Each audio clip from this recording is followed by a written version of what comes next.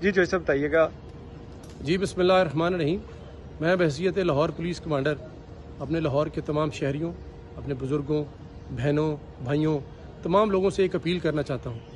کچھ لوگ امن کو تباہ کرنے کے لیے پرامن کال دے کر احتجاج کر رہے ہیں، لیکن وہ خونی احتجاج کر رہے ہیں۔ رات کو ہمارے کانسٹیبل کی شہادت ہوئی ہے اور وہ جتھا بردار لوگوں نے ان کو گولی مار کر شہید کیا ہے۔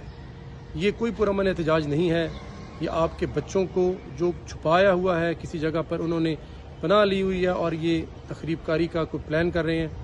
ہمیں ان تمام کی لوکیشنز کا پتہ ہے۔